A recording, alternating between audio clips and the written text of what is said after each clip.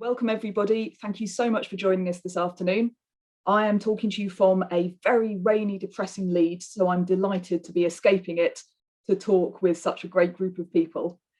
I'm going to introduce our speakers in a minute, but just to let you all know who we are. So this event is being hosted in partnership by the Pro Bono Economics charity and the Ratio social research charity. So for those of you who don't know us, I'm Helen Barnard. I am Research and Policy Director with the Pro Bono Economics charity. So we're a charity that uses the tools and insights of economics to support the social sector and to advance well-being across the UK. So we work with individual charities to understand the economic impacts of what they do. And we are more and more now looking at measuring the well-being impacts of what charities achieve so that we can get a more holistic understanding. And that's something we're hoping to advance much further across our work and with other people. We are also running the Law Family Commission on Civil Society, which this event is part of, in which we are taking a broader look at the challenges and opportunities for civil society and how we unleash its potential. So you can find out more about ourselves and the Commission in the link that my colleague Sabine will be putting into the chat for everybody. The Ratio organisation is a social research organisation that focuses on connections and relationships. And as part of the lead into this, they have put together a fascinating podcast, which if you haven't listened to it, I highly recommend it, which is on the event landing page. So our focus today is on loneliness. So one of these social problems, which I think until very recently has not been talked about very much, but I think we are more and more seeing its importance and its impact on individuals, on communities, on health, on all sorts of outcomes that we all care about. So it's a fantastic opportunity today to bring together 4 people who have an immense amount of expertise and experience in this to talk to us about what the problem is, who experiences it, what the impacts are, but particularly how we tackle the problem of loneliness by bringing together civil society, business, and local and national government. So I will do some more detailed introductions to our panelists in a minute, but just to say I'm delighted to welcome, so we'll hear first from Dr. Debbie Weeks-Barnard, who is London's Deputy Mayor for Communities and Social Justice. We'll then hear from Eric Klinenberg, who is Professor of Sociology and Director of the Institute for Public Knowledge. Eric is very kindly beaming in from America to join us. He can't stay for the whole event, but we will be able to hear from him. And then we will move on to speak to Heather Fraser, who is the Global Life Sciences and Healthcare Lead at the IBM Institute for Business Value. And then from Mike Wilson, who is Executive Director of the Pembroke House settlement. Now, I'm sure we're all fairly familiar with Zoom meetings by now, but just to recap, we have the chat function, so please feel free to comment, to share resources that you think that the attendees might be interested in. We'll have a good chunk of time for Q&A at the end, so please use our Q&A function to put in your questions as we go, as you listen to people and things occur to you, put it in there and we'll get through as many as we can. As I said at the beginning, we're recording today's event, so we'll be sharing that with everybody afterwards. And Michael Little from Ratio is also going to do a write-up for us, which we will also be sharing. So when you get that, please do share it with other people who weren't able to be with us. And please do tweet about the event if you are on Twitter. And if you tag at Pro Bono Econ, we will share your tweets far and wide. So I'm going to move on now to introduce our first speaker. So Debbie Weeks-Barnard, as I said, is one of the Deputy Mayors for London. She is leading on communities and social justice. And at the heart of what she does is giving diverse communities a voice in their city. And she is a key player driving forward London's social recovery from COVID, and obviously issues like loneliness have been central to that experience of so many people through this pandemic. So before joining the Mayor's team, Debbie worked at the Joseph Rowntree Foundation, leading work on poverty and ethnicity. Before that, for the Runnymede Trust, and she was also a lecturer of social psychology and criminology, so has a wealth of experience and expertise to bring to us today. So I'm going to hand over to Debbie now and enjoy what you have to say. So Debbie, over to you. Thanks so much, Helen, and hello to all of you. It's a real pleasure to be here with all of you. I do actually really relish having the opportunity in the role that I have to spend some time talking about civil society and the role that they play in helping us to tackle a variety of issues that we know that various communities are experiencing in London. And also, as Helen rightly said, having the opportunity to have some focus on the issues of loneliness and social isolation is also incredibly important to us in London in relation to the work that we're doing around planning, thinking about London's recovery from COVID. So it's a real pleasure to be here to talk about those things. I'm going to talk a little bit about some of the issues in London, but also to reflect on some of the bits of work that we are trying to develop in London to address some of the issues that I'm going to raise with you. But on the issue of loneliness, we know that it can impact upon a range of different communities, and certainly in London, the nature of loneliness is particularly interesting, but also quite unique. Even though we know that largely there are groups of individuals across the whole of the UK who have experienced high levels of isolation and loneliness, which has been exacerbated by COVID. We know that older Londoners and older people in particular are a group to whom the issue of loneliness and social isolation is often attributed. But in London, we also have high levels of hidden loneliness and social isolation. And because of the diversity within our city, it tends to impact upon groups in particular ways, and sometimes in ways that we might find surprising. So, for example, we know that LGBTQ plus Londoners are more likely to feel lonely, whereas Black Londoners are more likely to feel socially isolated. And in research that we conducted before the COVID pandemic hit, we knew that there were high levels of social isolation and loneliness being experienced by some of our younger Londoners also. So there are a range of different ways in which different groups are experiencing loneliness in our city. We also know, though, that the current understanding of loneliness can be quite narrow, and it doesn't necessarily always properly reflect that diverse way in which communities will experience it.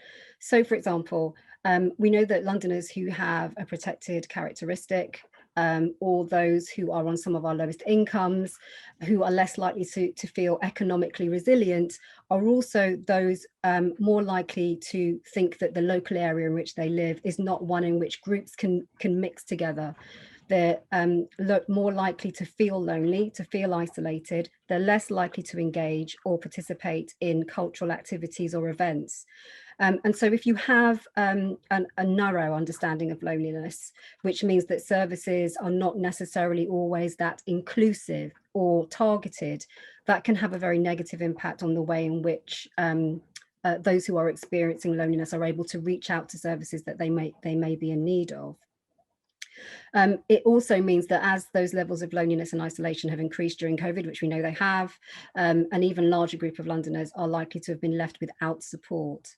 And so what I think this all clearly points to, particularly in London, but probably also the case for other parts of the UK, is that it's clear that there is a very specific relationship between inequality and loneliness and isolation.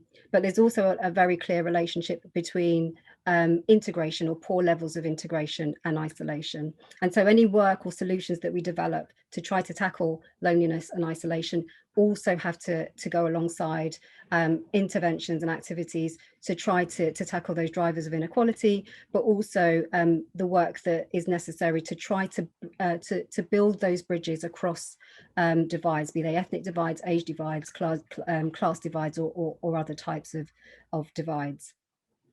We saw evidence during the pandemic here in London that it was very clear that having strong social bonds within a community were vital in supporting the fight against COVID.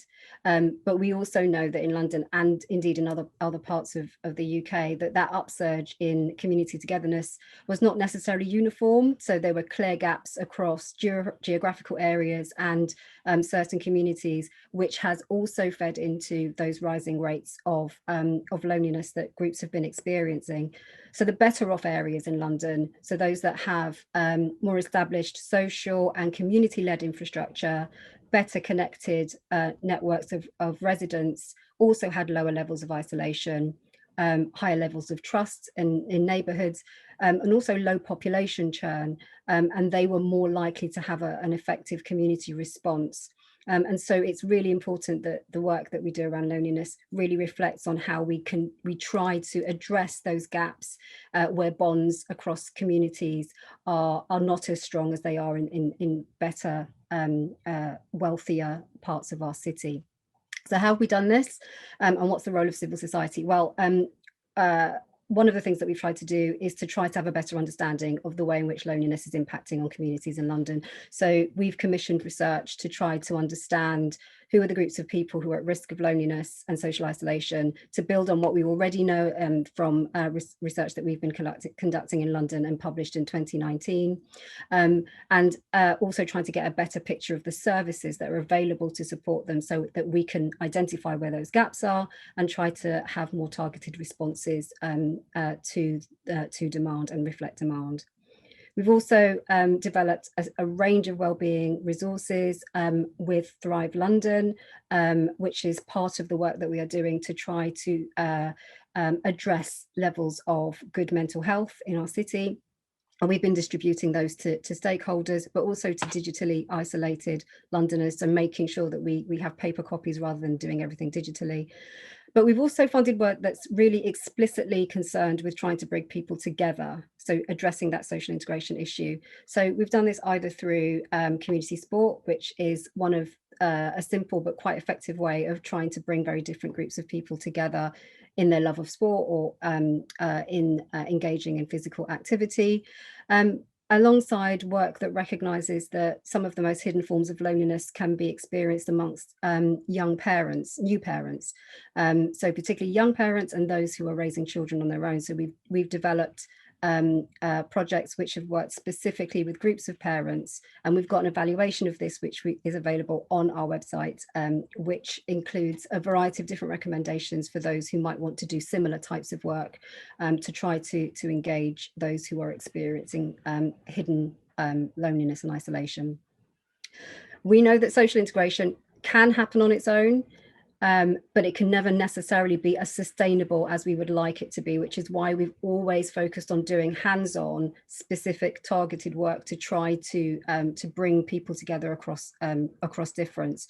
And while this work has been innovative and interesting, and the way in which we've used funds to try to do that work across London has also been innovative, we couldn't do it without civil society.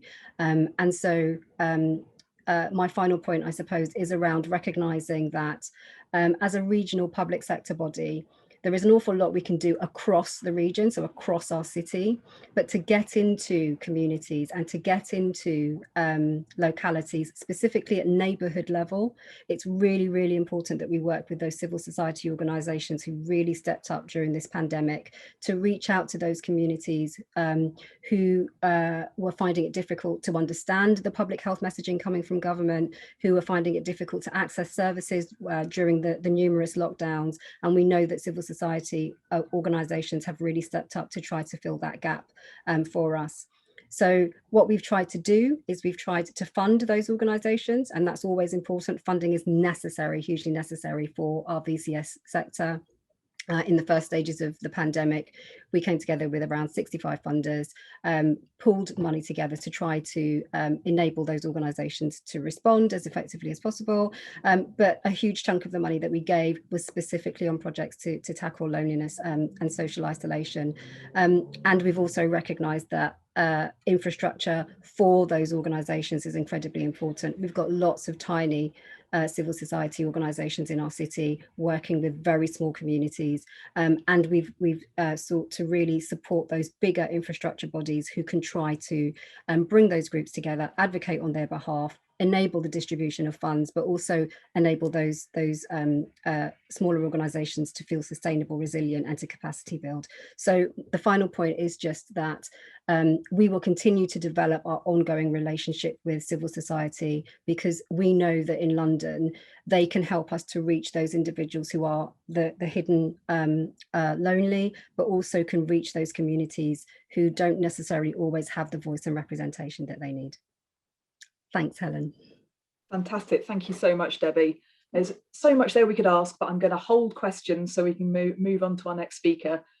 Please do put questions in the Q&A as you're listening to our speakers so we can gather those in and make sure we address them. But I'm going to move on now to invite Professor Eric Lindenberg to talk to us. So Eric has not only written the book on this, he's actually written 2 books on this. So his first book on this, Going Solo, looked at the rising number of people choosing to live alone and what that means. And then Palaces for the People looks at how social infrastructure heals divisions in society. So please do check those out if you haven't. But Eric, delighted to hand over to you now. Thank you, and it's nice to be here from New York, where it is actually sunny, and so I hope things turn around in Leeds. That was such a fantastic presentation, and I'm delighted to follow up on it. I want to hit some very similar themes, and also say that I wish we in New York City were doing some of the things that I just heard about in London, because that presentation showed just, I think, a tremendously deep understanding of the core issues for people who are concerned about loneliness. And I say that because there is a kind of hysterical discourse about loneliness in the world these days. We often hear that we're lonelier than we've ever been, that we're in an epidemic of loneliness. There's a kind of language that I think makes it sound as if we are up against an existential force that is so great that there's almost nothing we can do. And I'm not a fan of that exaggeration, nor am I a fan of that sense of hopelessness. I think human beings have experienced loneliness for a very long time. And to the best of my assessment, there really is not great research or data showing that we're lonelier than we've ever been before. That said, there are obviously some very specific challenges that we're facing, and I think it's important to acknowledge them and to approach them squarely. So for instance, this book, Going Solo, I wrote, is about the fact that there are more people living alone than at any point in human history. This is something new. We've embarked on this incredible social experiment, where millions of people around the world are living alone and for long periods of time. Now, one of the things I found when I wrote this book, which was really global in scale, is that for the most part, people who are living alone find ways to be quite social. There's a lot of research showing that people who live alone, for instance, are more likely to spend time with friends and neighbors than people who are married. They're more likely to participate in local civic organizations, more likely to spend time in public spaces, participate in public activities. Most people who live alone do not experience lonely most of the time. That said, do not experience feeling lonely most of the time.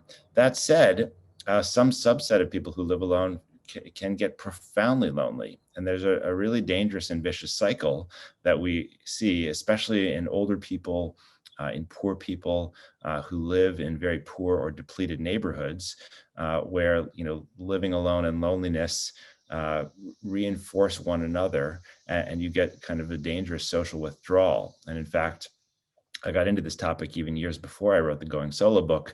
I wrote a book about a heat wave in Chicago where hundreds of people died in just a few days, isolated at home. And we could really see then that social isolation was a big risk factor that a lot of governments hadn't paid attention to.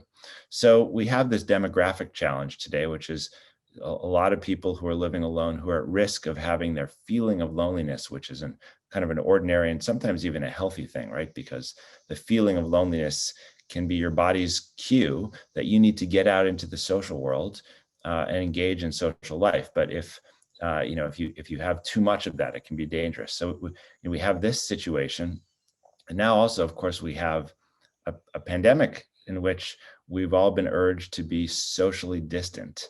And that was a concept that I understood when the World Health Organization put that out, stay socially distant. But I was also concerned about it because, my take from the beginning was that it wasn't really social proximity that made people at risk of getting COVID, or that makes us at risk of getting COVID. It's physical proximity. And unfortunately, I think our health messaging confused social distance and physical distance. In a way, what we've needed to get through the pandemic, and I think what we need to rebuild and move forward, is social solidarity. We need to be looking out for each other and just stay concerned about the health and well-being of people around us. Right? That's what really matters. It's not social distance. It's physical distance when there's an infectious disease. The rest of the time, closeness. So the question is, how do we make sure that we can build social solidarity and create opportunities for physical closeness when it's safe and appropriate? And I think the answer to that we just got a preview of. It's not necessarily addressing the issue of loneliness at the individual level as just a psychological matter.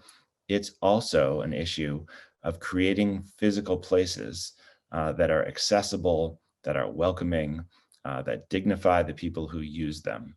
That means places that support bonding between people who are in a community and are distant and need an easier way to connect with each other. So there are all kinds of bonding social spaces or social spaces, physical places that create opportunities for bridging, by which I mean connecting people who are in a place, but who are not part of a shared community and need to connect with each other across, group lines or ideological lines. There's all sorts of reasons to do that kind of thing.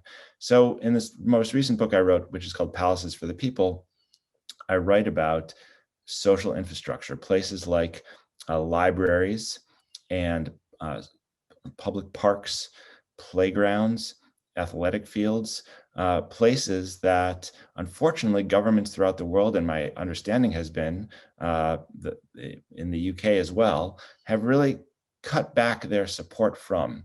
And instead of creating new public spaces, gathering places like libraries, instead of investing more in places like parks and schoolyards and creating physical places where people can convene, I've seen governments around the world cut the budget, reduce accessibility. And I think this has been a terrible decision with very dangerous consequences. It's the kind of thing that fosters disconnection.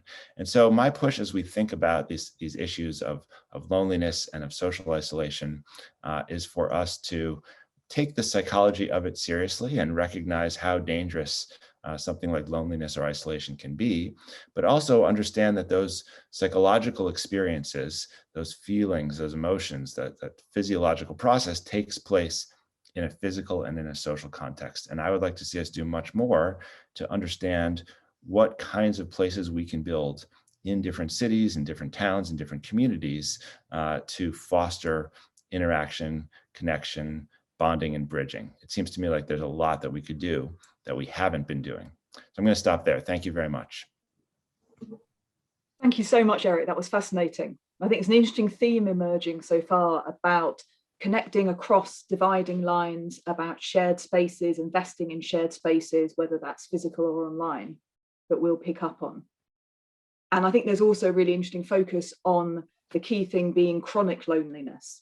And I think that's something which we're now going to be moving on to think about with Heather Fraser. There's some work by Age UK, I think it is, that said there are 1.2 million chronically lonely older people in our country. There are about 500,000 older people who don't see or speak to anybody for 5 days in a row. And that issue of chronic loneliness has enormous impacts on well-being, on health. So we're going to move on now to Heather Fraser. Now, Heather has written a fantastic report, which I would definitely recommend, on loneliness and aging, and really gets to the heart of both some of the problems, but also some really innovative solutions. And Heather's whole work has been in looking at how you use new technologies within healthcare and to bring together different players in healthcare to create better outcomes. And I think that's particularly exciting when we think about how to do that in relation to loneliness. So Heather, over to you now. Okay, thank you, Helen. And I'm at the other end of the Settle Carlisle Railway, and it's also damp over here in the Yorkshire Dales. So thank you to both you and the team for your invitation to speak today. So some of you may be thinking, IBM, well, that's not an organisation that I'd typically expect to be talking about a topic like loneliness. IBM do computers, don't they? Well, yes, but throughout our 110-year history, our slogan has been think. And that has meant looking beyond the computer, deep into society, and looking at how we can use technology for good. So 5 years ago, my team was invited to conduct a study on the topic of loneliness. And we did this in collaboration with IBM Research. Again, another well-kept secret. People say, IBM, you do research. But at that time, little did we know when we started that research how timely the report would be. In the same year as we launched the report, the first Minister for Loneliness was appointed in the UK, and in fact, it was the first minister globally. Our original lens for our research had been to focus on the older adult, as Helen said, and this related to the work that IBM Research were doing in cognitive ageing. That's the use of technology such as artificial and augmented intelligence. And we were looking at things about like how to enable new services, how to personalize solutions for the older adult, and how to integrate information into platforms. But when the COVID pandemic took hold 18 months ago now, it became very apparent that we needed to widen the aperture to think of loneliness beyond the aging population. And I'm just going to show the cover, if you can see, of our original paper. You know, the older adult was not going to be on the coast looking out to sea. And so over the Easter weekend in 2020, we set about updating our report to recognise self-isolation, the social distancing guidance coming from the government, and also the start of individuals suffering personal loss. And we also were taking into account the likely escalation of loneliness across large swathes of the population, and not just the older adult. So it's easy to understand why loneliness can quickly become a problem at scale in a time when people found their day-to-day routines shifting. We saw people being furloughed, we saw people losing their jobs, and many of us switching to remote working. Students, I was talking to some colleagues who had gone to medical school, and they just started their course, and they were then removed from the campuses, and they were having to participate in remote learning and missing out on college life. And many of us, many of our family, friends were remote. My mother-in-law's in Menorca, so we didn't see much of her, obviously, for the last 18 months. And even just being able to engage in core activities of life. So what is loneliness and why should we care? So loneliness for us, we defined it as the perception of social isolation combined with the desire to increase connection with others. And this almost always triggers some form of, it's triggered by some form of loss. And that could be at a personal level, or in the case of the pandemic at a societal level. And loneliness is more than just a state of mind. It can trigger unavoidable physical and cognitive health problems. And that can decrease the individual's quality of life and length of life. And it's got much wider implications for personal, economic, and also for societal well-being. So I just wanted to give you some examples of where technology has been used during the pandemic, before and actually after, during the pandemic, some of these examples. By necessity, that technologies played a key part in keeping us connected safely with family, friends, and our communities. And organisations have rapidly adapted existing solutions, but they've also innovated new ones. So, for example, Joe Dickinson, who I know is on the call today, is the inventor of a fabulous solution called Call and Check that started in the Jersey Postal Service, with the posties checking on older adults and their postal rounds. And at the outbreak of the pandemic, they rapidly redesigned their service. So rather than seeing people on a face-to-face basis, that service became by telephone or virtual visits using a digital platform.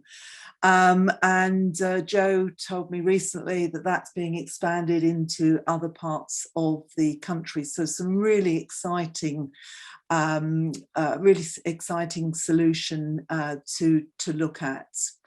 On Hand was a relatively new solution, and that's described as the Uber for volunteers. It's a technology platform that matches volunteers with requests from older adults and their caregivers. And On Hand's goal is to help combat the loneliness epidemic for both older and younger generations. And to quote their chief on-hander, you've got to love that title, Sanjay Lobo said, "No one should have no one."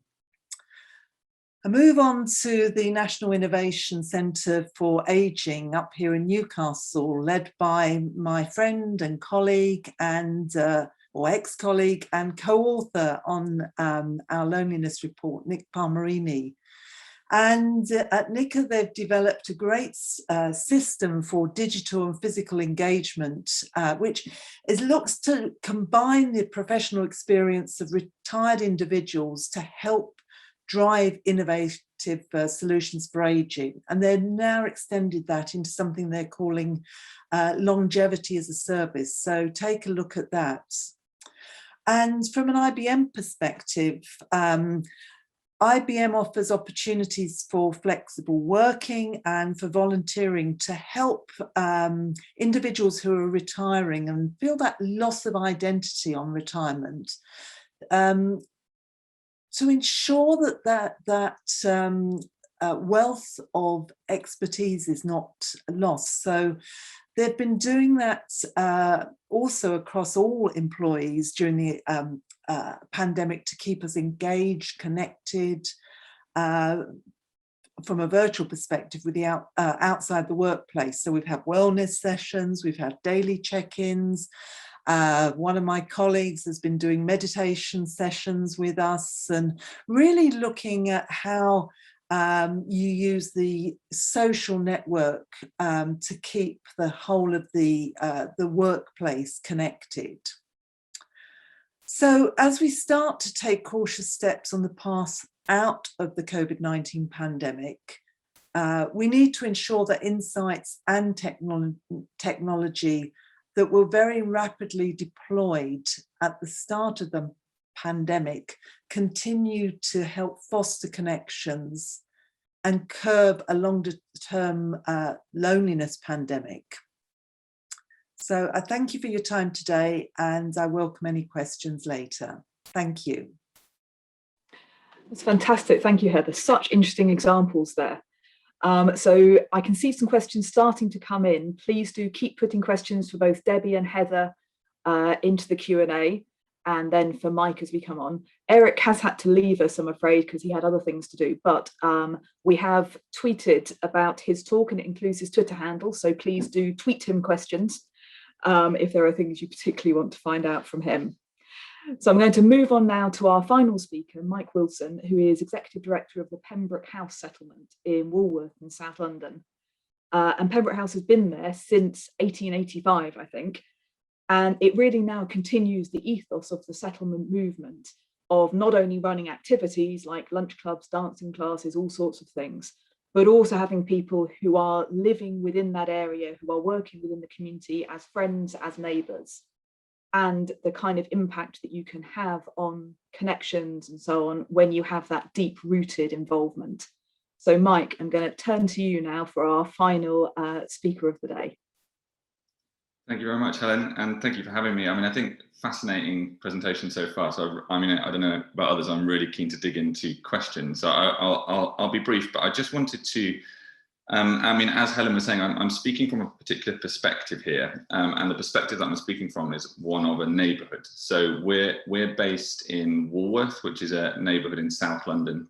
It's about 45,000 residents in Walworth, and within Walworth, as Helen said as well, I'm based in Pembroke House, which is a settlement. And as a settlement, you know, we were founded by people who had very different backgrounds, but were really united by one conviction, which is that we have social problems that we're facing, which traditional solutions to these problems are not serving them. They're not actually reaching to the root causes of these issues. And our founders back in 1885 were convinced that we needed to do something very different. And actually, their radical response was, let's start in neighbourhoods like Walworth. Let's look for the solutions in that sort of embedded involvement in civil society.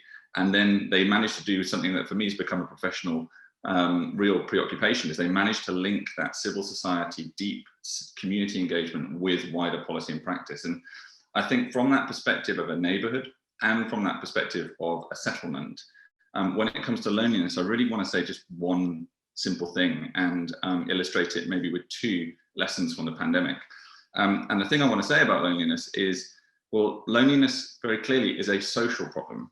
And as a social problem, I would argue it needs a social or a societal response.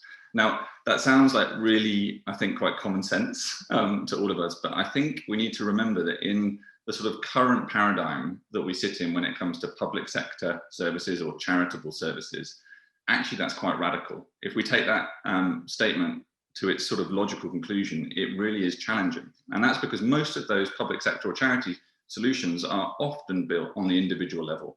They're based on meeting individuals. And if you take my premise to say this needs a social solution, it needs a societal answer, actually the argument would be we can't solve loneliness one lonely person at a time. Actually, we need a social analysis of the problem, and that social analysis needs to be matched by a social response. So, I mean, to sort of illustrate this, I just want to look at lessons from the pandemic. And these are two lessons that are both actually focused on food. And I think we all know that like food has been a major sort of preoccupation, in particular in those early stages, those early months of the pandemic. You know, food was very much at the forefront of people's mind, whether that was seeing the sort of empty shelves as a result of panic buying, or this like horrific spike in food poverty as people were hit by the sort of financial impacts, in particular, of lockdown. And what we saw in food in a local neighbourhood has revealed, I think, two things. Firstly, that we have critically needed a social analysis in order to understand who are the people who have most urgently needed support. And I think this echoes actually some of what Eric was hinting at with his book in Chicago. It's been a social isolation has been the key factor that we've had to hold front and center when it comes to directing emergency resources. Now, like, how did this play out? Well, I think, you know, very quickly we had this strong analysis, didn't we, of who was most vulnerable to the virus. So quickly, based on our knowledge of respiratory diseases, we knew that the people vulnerable to the virus were going to be elderly people, people with long-term conditions, and these are people that we need to shield. And in those early stages of the crisis, our emergency response when it came to things like food was directed by that analysis. So people who were shielding were offered emergency food parcels. But what we saw in places like Walworth, in neighbourhoods here, was actually that many of the people who were shielding and needed to shield from the virus were given food parcels that actually they didn't really need. And that was because they had, a number of them had strong social relationships. They had close family, they had close networks on their estates, they were well known to services. And actually, they did not need the emergency response that they were given.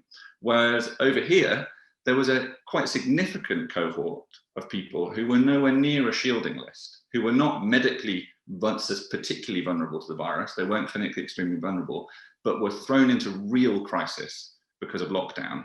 And this group of people, actually, when we look at them, were held together by a particular common thread. They were people of very different backgrounds. You know, this was the single mother who maybe has been working 2 jobs to keep the family afloat, and suddenly contracts COVID, has her kids at home with no recourse, with no free school meals anymore. She's thrown into crisis, and she similarly thrown into crisis to the recent arrival who could move to the Old Kent Road, can't have access to the informal economy that they normally rely on, and actually has no recourse to public funds and is falling through the cracks of traditional support. And those people of very, very different backgrounds, very different ethnicities, very different circumstances, but the common factor often was a lack of social connection, a lack of those strong family relationships, relationships in the wider estates, relationships in local community. So a social analysis became the critical feature, the critical unit of analysis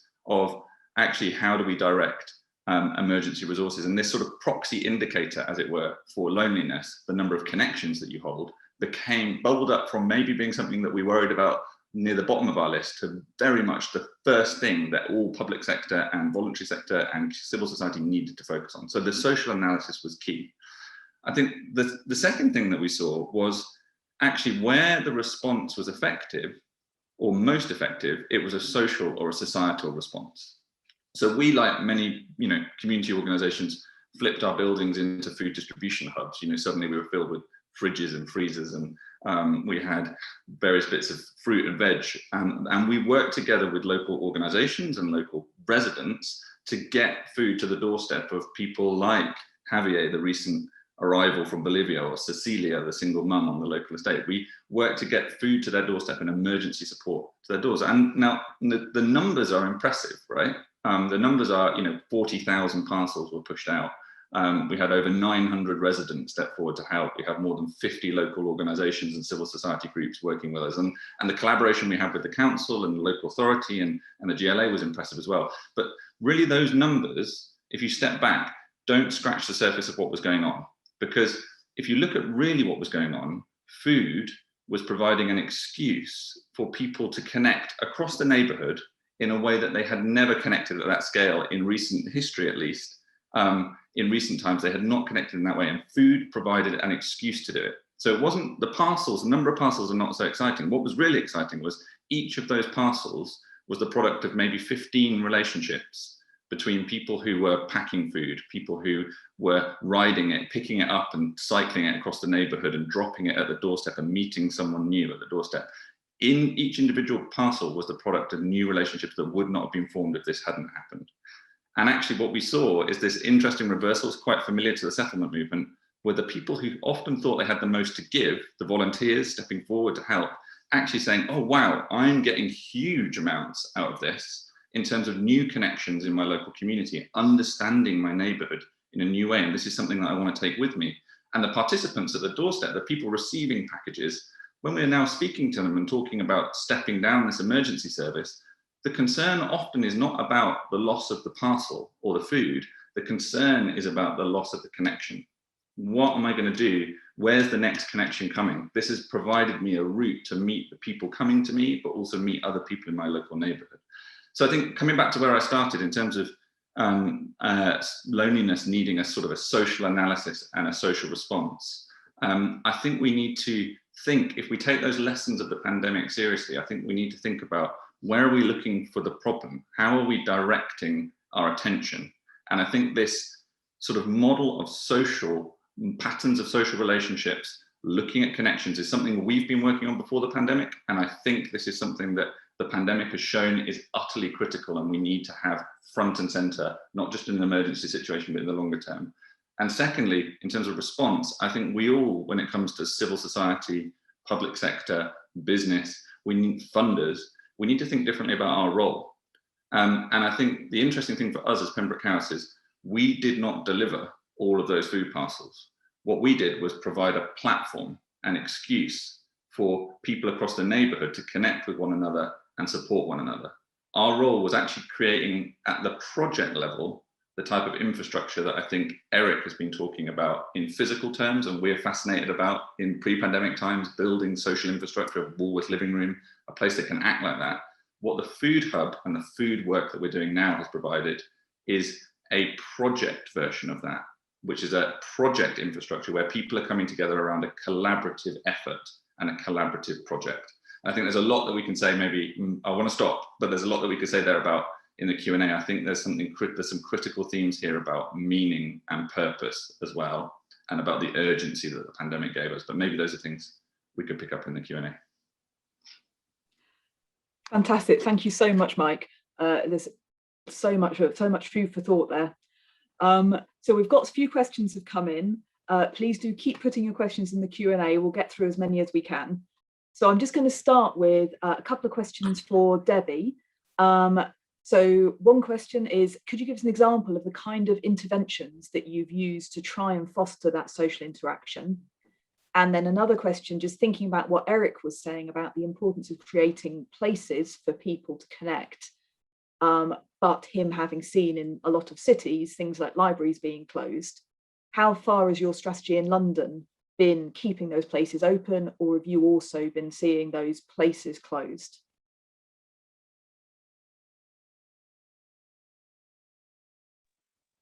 Sorry about that. Brilliant questions. Thanks, Helen. So I'll start with the second one first, I suppose. A lot of the issues to do with creating those spaces or that social infrastructure that enable people to be able to make those connections. So a lot of the responsibility for that lies with individual local authorities in London. So we have 32 and we also have the City of London. And so what we recognized quite early on, and this is prior to the pandemic, is that you have to actually actively create spaces that will enable people to do that meeting and connecting. I always use the sort of the analogy of the school playgrounds. So school playgrounds, particularly in primary schools, are brilliant places for people who come from very different, very diverse, very disparate backgrounds, who come together with the sole aim of going to school to be educated, and parents who are bringing their children invariably end up talking to groups of people that they may not ordinarily spend time speaking to. But I've also noticed and did notice when my children were at primary school, was that sometimes those interactions were fleeting and they weren't necessarily as sustainable as they could be. So even though you'd get lots of different groups meeting together in the school playground, you'd get lots of little cliques standing together, and they would often be develop friendships around, you know, common interests. And in places like London, where you have people from a range of different class backgrounds meeting together in different schools, you would often see a lot of differences along class lines and ethnicity lines, sometimes faith lines, depending on the type of school. So what that has always showed me, and what's that has shown us at the GLA, is that you have to do stuff, intervention stuff, to try to make people maintain those relationships. So everything that Mike was saying about the food banks, that is a situation in which people had come together to do something very specific, and it has created, I am certain of it, connections which will be longer lasting. So the issue around social infrastructure is that you do need to create spaces for people to come together, but you do also need those activities within those spaces to enable that stuff to continue. That being said, we have worked really closely with local authorities. So we've got something called the Social Design Lab, where we've worked with local authorities and asked them to think creatively about either new developments or existing developments, and for them to think about ways in which they can enable people to be able to use those spaces as a community, but recognizing that they have to try to facilitate the bringing together of very different groups of people together. So we've worked with 17. It's an ongoing piece of work. We've been able to get local authorities to think about not just new developments, but existing spaces and creating things that will enable, so something as simple as a bench. And I know that these things are, sometimes just the placing of a bench, or the way in which you think about entrances. We've had lots and lots of conversations, certainly in London, about pour doors, etc., and on estates and so on. So thinking about common areas where people come in and go into places, and you've got lots of really good housing associations around the city also, who have thought about developments and put in places community-based centres and involving classes, having cafes, all sorts of things that will enable people from an estate to just come to that space and use it. And their sense of sharedness is the fact that they live on that estate, and that enables the work around doing something proactive to continue. And then in relation to the first point, I mean, they're both related. I mentioned sport. We've got a community sport program at City Hall, and it's called Sport Unites, purposefully, because it's about using sport as a way of getting people to come together on their love of sport or their love of physical activity.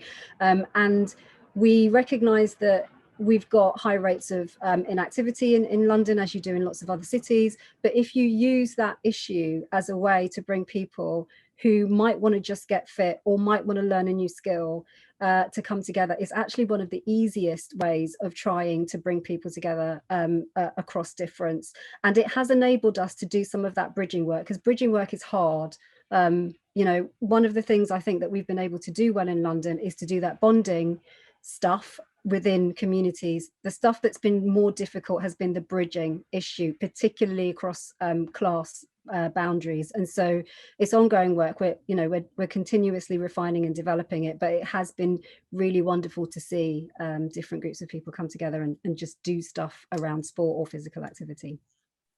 Great, thank you. There's something about the purpose. I mean, it's what Mike was saying, isn't it, about bringing people together around a purpose and the connections that get forged when you have that common purpose, whether it's sport or food parcels or all sorts of other things. So got some more questions. So a couple for Mike. So one very practical one: do you have a model or a template of your social analysis that you might be able to share, Mike?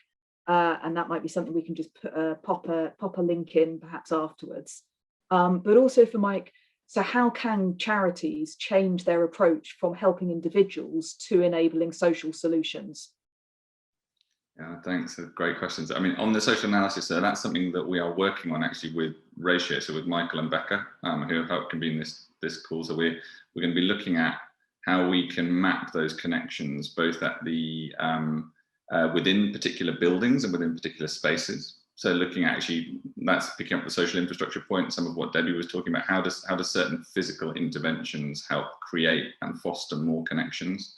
And then also at the sort of individual level, so understanding sort of deeper dive, longitudinal mapping of individuals' connections and the relationship between those connections and wider health and well-being, and then at the neighbourhood level. So it's all work we're working on, and I think I can very much say we want to share that with Michael and Becca as we're developing it.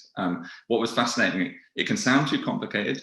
What was fascinating at the beginning of the pandemic is who knew these people? Because that's always a question. That's always a question that comes to mind a little bit. So you're talking about Cecilia, who didn't know anyone on the local estate. You're talking about Javier, who didn't know anyone because he was just recently arrived from Bolivia. Who knew them then? How do you know them? And what was fascinating is we just reached out to the school, or we reached out to the GP, or we reached out to the trusted Latin American organization, and we asked them a really simple question. We just said, give us the list of the 10 people you're most worried about because of lockdown, and then give us a list of the next 10, and then the next 10, and that becomes your priority list, right? So you go through the trusted relationships, and you can go, and the school we use, and each of those organizations, the school, the GP, and the Latin American organization, were using the same underlying analysis. They were like, this is the person that we don't think has got any other connections. and we come across them because they're coming through our door, but we don't think they've got any other connections, and that's the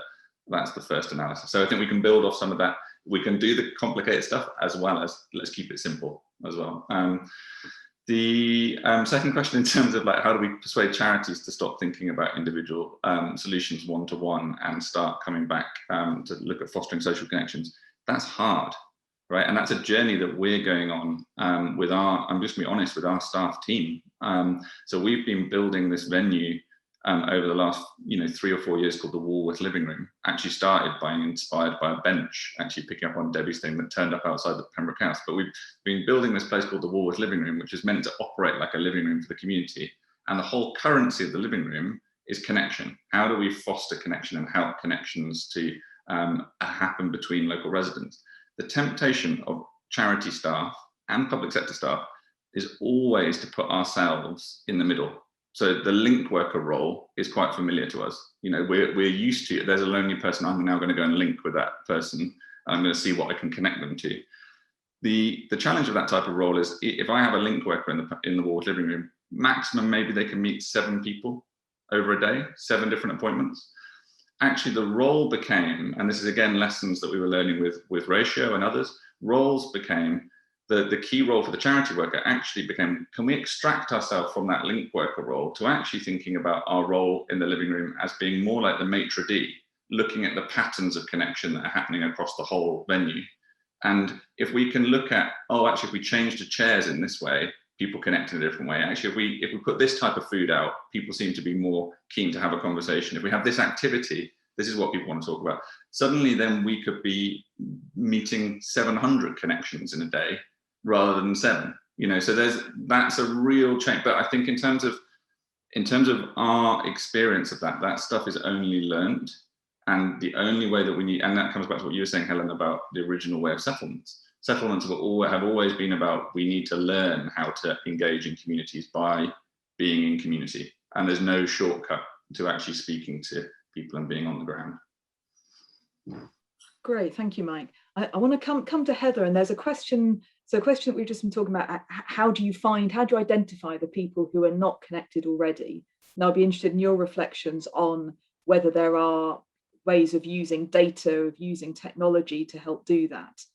And also what your reflections are on the kind of innovations you've seen in the last year to advance this, and particularly around creating those social connections. Yeah, so if the second question first, I guess. So I think a lot of the solutions that we've been seeing have been trying to take the physical way of connecting and trying to do that using technology. So using Zoom or WebEx or whatever your instrument of choice is. Some of those have worked, and I don't know about the rest of you on the call, but I have to say, for me, I found at one stage I was just completely zoomed out, because everything from work had gone, all meetings for work had gone on Zoom, from Pilates had gone on Zoom, church had gone on Zoom, and so I think, talking to people, you have to be really careful with the technology aspect. People were just craving also to get back on the one-on-one. So if I take, and I think the other thing I would say there is, particularly with a lot of the older adults, the issue still was their use of technology. Now, that may be that they don't have the smartphone, or they may not necessarily feel as competent on the technology as others do. But having said that, a lot of people got up to speed very, very quickly. But I think as we move forward, it's having that hybrid use of both the technology and the physical. So if I think about our church, for example, I've seen a couple of questions coming up about the church as a building. You know, we were using that very much as the centre of the community, and for us it was very important to get people back into that physically meeting by having not just the services, but also having coffee mornings, etc. But equally well, we know that there are a lot of the people that were either self-isolating or people that were self-isolating that have taken a lot longer to build their confidence up, to come back out into the physical meeting. And that's still happening. So I can see that we will definitely have that hybrid model of technology and meeting face to face as we move forward. And we need to think, you know, some of the examples that I gave, like the call and check, for example, our postie still comes up and says hi to us, but there's now with what Joe and team are rolling out, there is that possibility that they can get out to more isolated people quicker and you know, more inclusive for more people. Brilliant, thank you, Heather. Now we are obviously at time, but our speakers have all agreed to stay on just a few more minutes so we can get to some more questions. And there's been a theme in 2 or 3 of the questions which I want to ask each of you about, that through the last year or so, there has been a real impetus because of the degree of need that has kind of really kick-started. It's, you know, people have come together with great collaboration between faith groups and community groups, charities, businesses, tech professionals, and people getting involved in volunteering. And I think a real sense of a fear that as we go back to normal at some point, that will fade away and we'll lose these things. So I just want to ask each of you about your reflections. What are the challenges we face in holding on to it? And what are your solutions? How are you thinking that we can keep these amazing things going once the kind of public health emergency starts fading away? So I'll come first to Debbie and then to Mike and then to Heather on that. Yeah, no, this is a really important point, because I think certainly in London at City Hall, when the pandemic started, we were obviously alongside a range of stakeholders, be it in the charitable sector, local government, and elsewhere. We're really focused on that immediate response. So trying to make sure that we were doing as much as possible to meet immediate need. And now that some of that has lessened, even though we know that we are still in a pandemic, there are still rising cases of infections, we do still need to make sure that we make this stuff sustainable. One of the things that I've always said, because I've always worked in the space of inequality, for example, is that if you don't name something and make it central to your thinking, then it will fade away, or it won't have the sense of urgency, and you won't be able to see targeted solutions in the way that you need to see it. So my view is that the best way to ensure that these relationships, these collaborations, this energy is maintained is to make it central to what you do going forward. So we've got a big recovery plan that we've been working on since, well, quite frankly, since last June. We thought it was necessary and important to start thinking about recovery, even in the middle of the pandemic, because we knew that the pandemic had exacerbated all of those issues around inequality and around food poverty that we had seen before the pandemic had hit. So we already knew that these were issues, and it had only made them wider and worsened them. So we knew that if we were to try to have a recovery that was focused on reducing those inequalities which were opening up continuously, we had to get started on the recovery thinking just as early as possible. So central to our recovery work is a focus on communities. We've got a mission which is specifically dedicated to working with communities, working with civil society, recognizing that often those who have lived experience, or those who work at that local neighbourhood level are the ones who have the best solutions to an issue. We've developed a whole plank, as it were, within our recovery work, which is just specifically focused on that. And we've done that because we recognise that whilst we have a thriving civil society sector that is doing all of this great work to tackle isolation and loneliness, it's a fragile sector because it is in need of continuous financial support as well as capacity building. So the best way to make sure that we continue to focus on it is to name it, is to have something which is specifically dedicated to it. And this recovery plan is going to last for the next 3 years, definitely.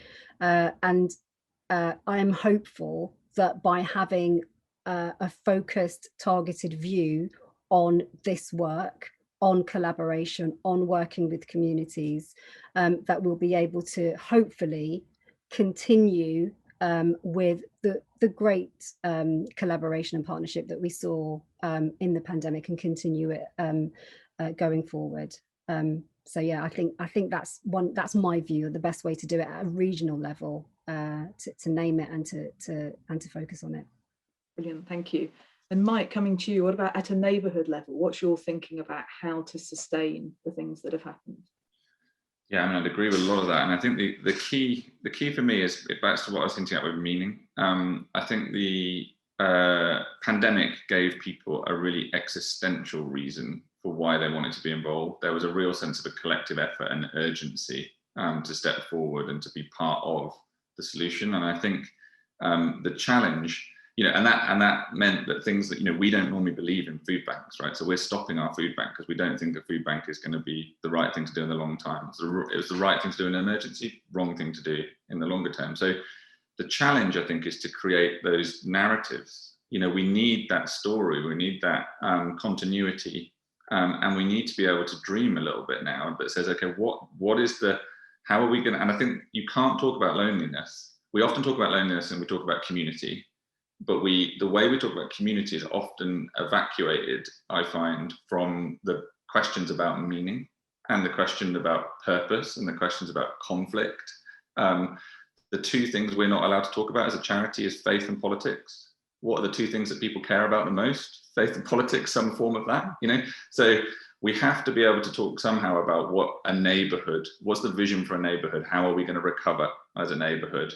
And so we're now transitioning to say, well, look, we've got this amazing energy that's come around the food bank. Let's be bold. Let's say the food bank's not what we want to do, but this has brought us together in phenomenally new ways. How do we build a neighbourhood food model now where nobody in Walworth goes without food, and that sees a network of different spaces that are community kitchens, that are cafes like the Walworth Living Room, that are restaurants, markets working together where we celebrate and we come together and celebrate over food. So I think we need those narratives, and I think we need those narratives to be really rooted. And I think if we can't approach loneliness, I think, without thinking about purpose, and I think that's something that came across really well in the podcast, actually, that through Math and through Liz towards the end of the podcast. But that's something that I think we need to think about, those deeper questions that are not just policy questions, they're not tactical. They're about like what it means to live in a community and enter into collaborative projects with people. Politics, what am I living for? Version of faith, right? It doesn't need to be a particular faith. It doesn't need to, but that's the stuff that gives my life motivation and meaning. You can't talk about loneliness without talking about those type of questions, I think. Absolutely. I think that also speaks to some of the bigger societal changes that have been a theme through this, and how we make those collaborations effective in tackling those. And Heather, what about you? What are you thinking in terms of the kind of innovations that we would want to continue, the involvement of business? How do we do that? So I was just looking at my paper, and there was a term that we used in there that I love, and I think it's very relevant, and that's it's going to take a new kind of village. And this was kind of looking at how do we redesign society and make sure that we've got the structure in that, aging isn't seen as well, you're grey, you're over. over the, your career's over, but really bringing you back into part of society. And I see that, if we extend it in the pandemic to bringing everybody back in. And one of the things that we as an organisation are doing is looking at hybrid working, and that is really thinking about, from a practical perspective at the moment, we can't get everybody back into an office, and that will be the case for a while because of social distancing, etc. But it's also recognising that over the pandemic, some people are just not wanting to go and take that train journey back into the office every day. So we've got the luxury that we are moving our head office as well in London. And so at the same time, we're redesigning the offices so that hybrid working is going to really be possible. So I can sit here in the Yorkshire Dales and feel like, and be a real member of a meeting that's going on, as opposed to, having to shout really loudly to get heard. But so I think it's going to, there's going to be those aspects, but it's also thinking wider from a business perspective about, yes, how do you get your employees to, safely to the place of work? How do you work with your suppliers? And how do you, and this is something, IBM are very hot on, how do you give back to society, whether it be through the, and I'm not going to use the word for food bank, but whether it is giving back through the sharing of technology and sharing of how technology can be used for good, or whether it's practical with employees helping in the communities that they live and work in. That's a wonderful note to end on, I think, all three of those. So we have gone over time. Thank you so much to everyone for sticking with us. And thank you to our wonderful, inspiring panel. This is in a rainy, dull afternoon. This has been an incredibly cheering experience.